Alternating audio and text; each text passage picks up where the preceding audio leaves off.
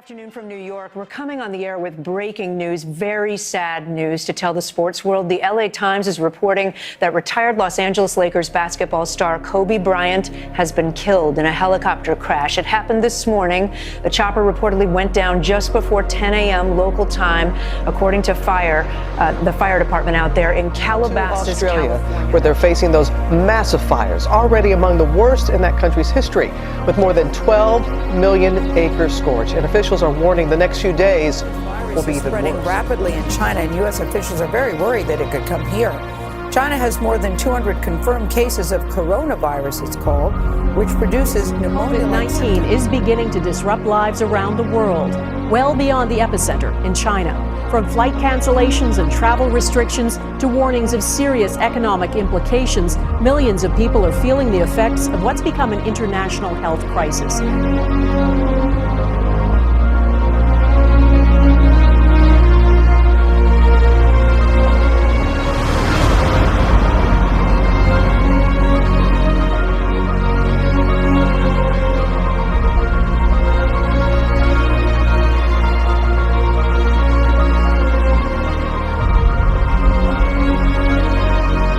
Germany has reported 962 deaths from coronavirus in the past 24 hours. It's hitting hardest. The testing system is buckling, and hospitals are once again being overwhelmed. South Korean disaster officials calling it the country's greatest crisis since the start of the pandemic. Baseball stadiums are empty again. Restaurants told to close early. Do continue to surge tonight. 93,000 Americans, 93,000 are in the hospital with COVID. This has rocked financial markets around the world, the worst sell-off on Wall Street since the financial crisis in 2008. Growing fears the virus could tip economies into recession. So we want to begin with Rebecca Jarvis at the New York Stock Exchange. The explosion has torn through the Lebanese capital, Beirut, killing at least 70 people. Another view from the Bay.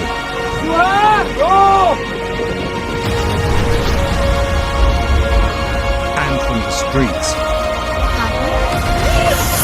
Here in Santa Monica, California is very fluid. You can see police here now firing tear gas into the crowd. They are trying to push these folks down. The nation erupted into scenes of chaos, violence, and widespread destruction into the early morning hours. Dozens of American cities up in flames after some protests turned into riots,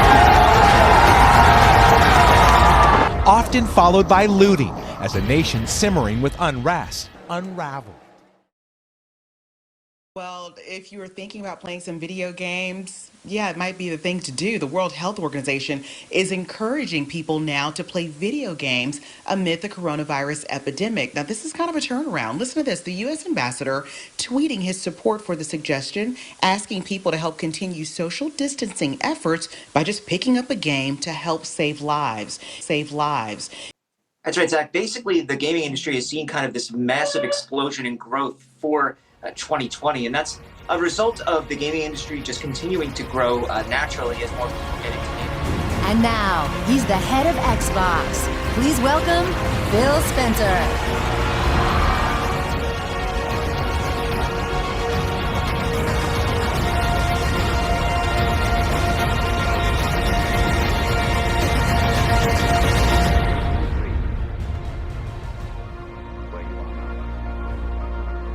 Really about For the players and for the As a developer, that's an amazing feeling to have. Welcome to PlayStation 5.